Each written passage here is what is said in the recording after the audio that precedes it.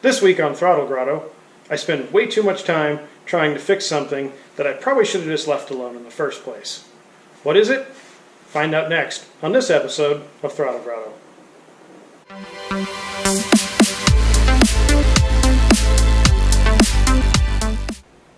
Hey everybody, welcome back. So this week you'll notice I'm standing in front of an empty garage bay, which does not lend itself to being productive. So I filmed a bunch of stuff yesterday, trying to redo the Golf headliner in the rally car, and I'll get to that in a minute. I'll show you guys what I did. But I worked on some other stuff today and just got super frustrated with how things went. And I was hoping to get all the brakes done today on the Golf, so that part of the project would be done, and it just did not cooperate at all. So I've got more parts to order for that, but I'll show you the epic fail outside. It's embarrassing. So anyway, this week we're going to be working on the headliner for the Mark II Golf, which is our rallycross car for this season. And the reason we're taking it out is because the headliner is broken in several places, and I don't want it to fall down in the middle of an event. So I'm going to take it out, I'm going to patch it, and put it back in the car. So I'll show you guys that footage from yesterday, and then I'll come back and wrap it up today so that I can get this all edited before the weekend.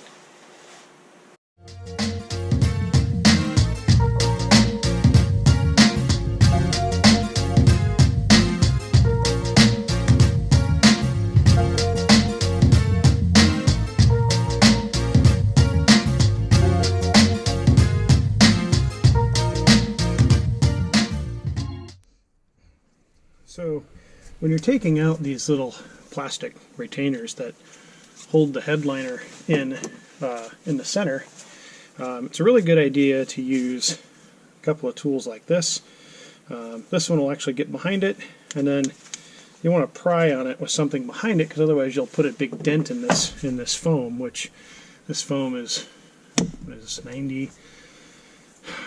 It's almost 30 years old. So wow, the car's almost 30 years old already. Anyway, so let me show you how I pop these little things off of here without damaging any further the headliner that's here.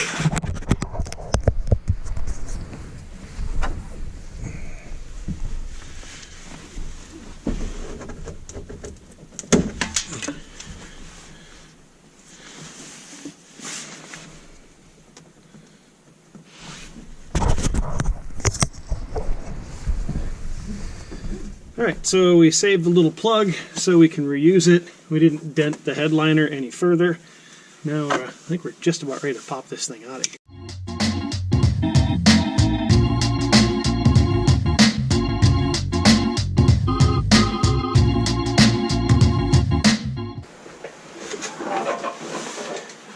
So the last thing I need to do is I need to go around, I need to work the headliner out from underneath the door seals. So I could just take the door seals off, but at this point it's easier just to kind of go through with my little plastic tool, work my way around each one of the seals and just slip the headliner over the edge of the door seal.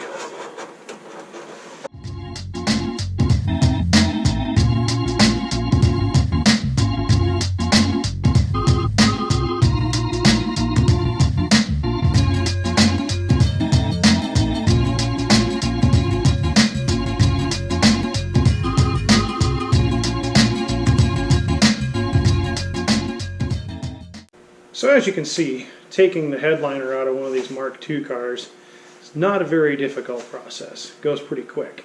So what are we going to do with a 30-year-old piece of foam that we need to keep in the car? Well, let me answer the question first of why I need to keep it in the car. A lot of you are probably thinking, hey man, you're already this far, you got it out of the car, why put it back in? It's a piece of crap. You know, it's just a 30-year-old piece of foam. And the answer is rules. For stock class and rallycross, you have to have a headliner. You also have to have a complete interior. You can't take anything out. Now you can take out like your spare tire and your floor mats and stuff like your jack, stuff like that that may bounce around in the car and cause injury to one of the occupants. So I could take out the package shelf, which is good because I don't have a package shelf in the car anyway, but I can't take anything else out of the car. It has to be basically as it left the factory for rallycross. So we have to have a headliner. So that is the whole process behind why we're doing what we're doing right now. So how are we going to fix a 30-year-old piece of foam? And you can see it came out in almost one whole piece, but it's fallen apart. So what we're going to fix it with, and this is what I got some info from some of the forums and some of the guys that have been doing this for a long time, and what we're going to use is aluminum tape. Now, some guys will use fiberglass and do the resin and all that kind of stuff, but people have sworn by this aluminum tape for a long time for a couple of reasons. One, it's tape. It's really easy to work with. And it's aluminum backed. So it's designed to be used in heat applications. So like when the sun beats down on the roof of the car and it gets super hot, and if you use like something like glue or something like that, it might heat up the glue, loosen it up, cause cracks. So we're going to give this a shot. And it's fairly easy to get to everything when it's all out of the car laying on the hood. So that's what we're going to do. We're going to tape up this thing with as much aluminum tape as it'll take, and then we'll go to the store and get some fabric so that we can put some fabric on here and make it look nice before we put it back in, because I could put it back in the way it is, but might as well do something a little bit fun with it, and we'll see what we can find at the fabric store. So there's nothing crazy or weird or sophisticated about doing this. You're basically just taping the headliner back together with some fancy tape that's designed for heating ducts. That's all there is to it.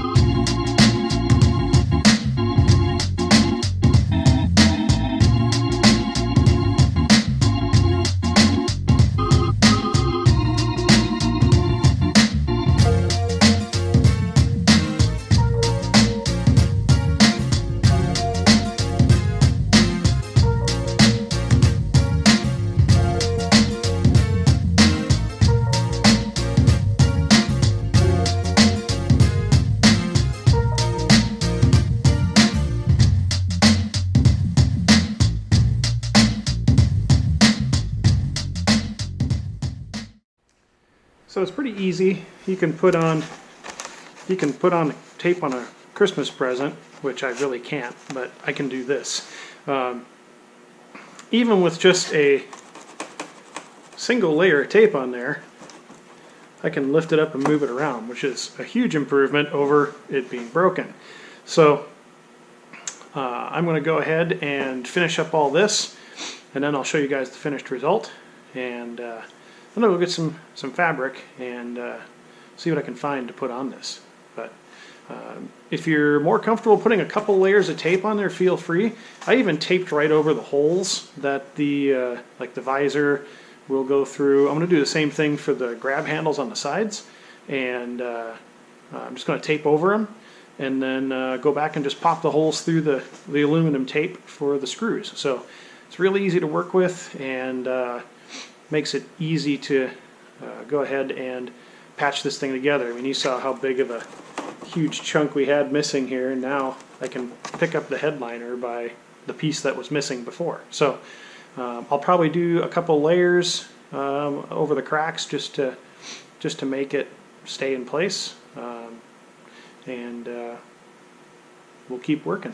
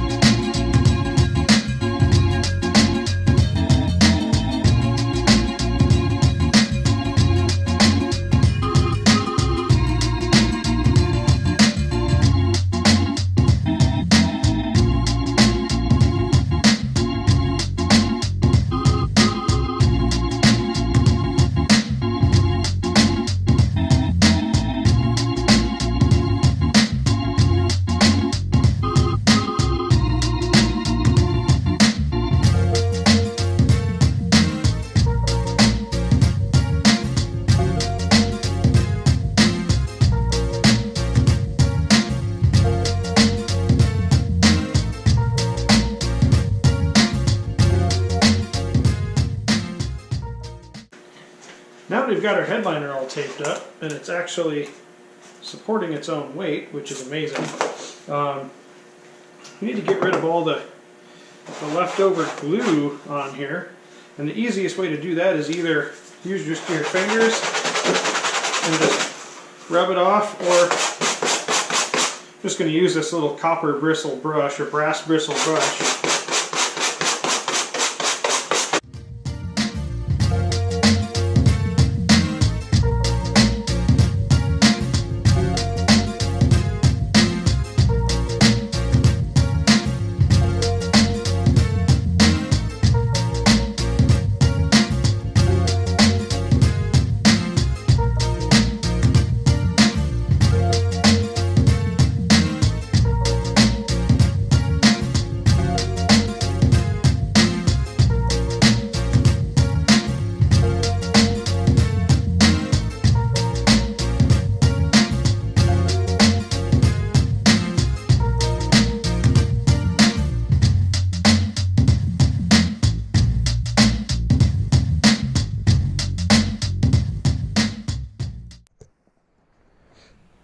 So now that the headliner has all the old glue residue off, this is a perfect time to go back and just reinforce the bottom side of all the places that you fixed on the top side.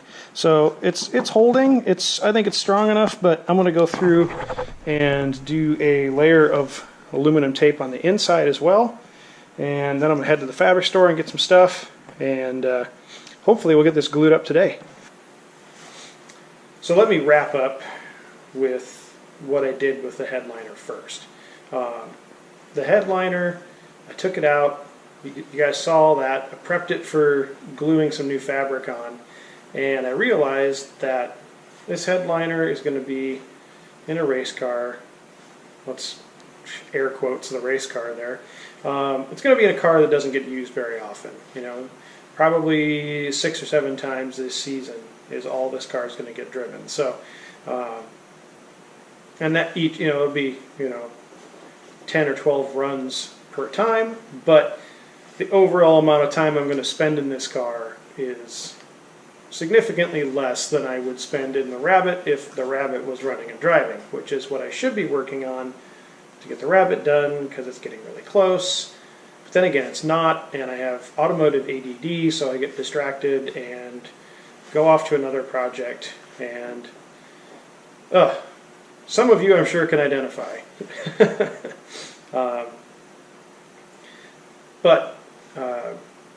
So anyway, keep it on track.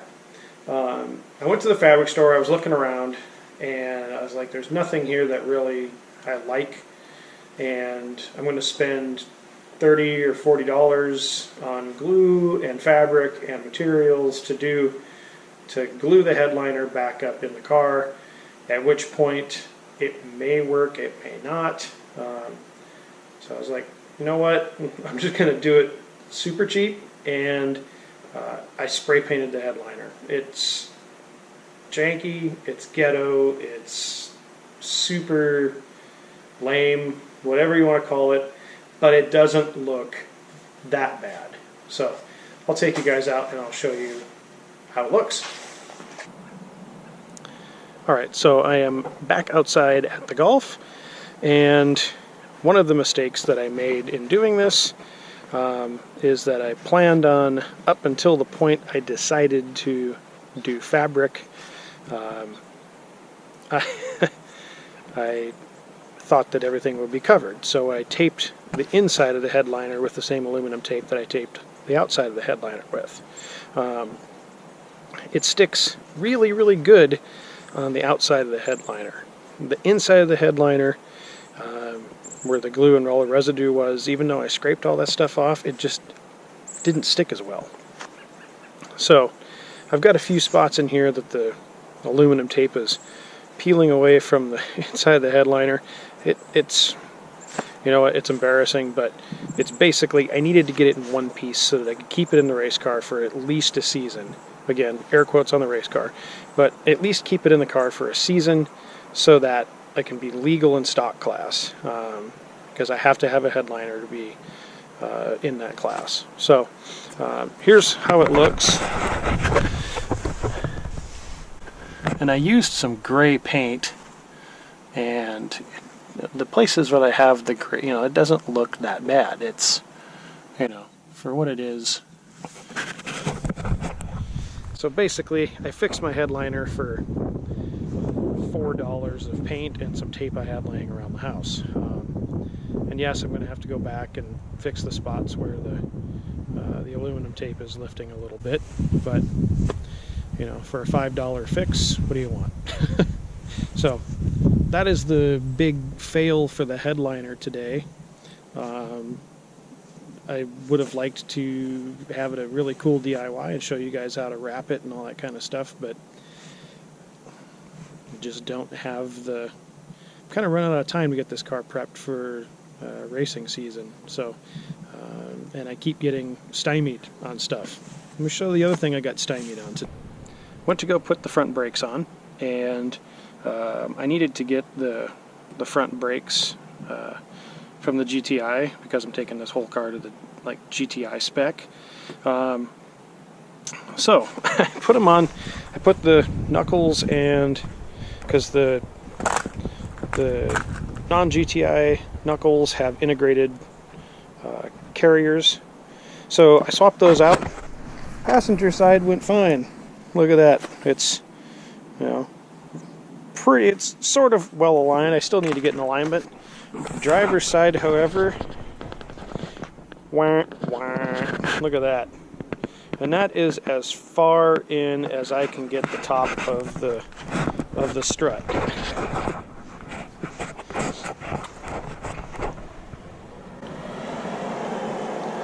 So I just had to push it outside and take a step back.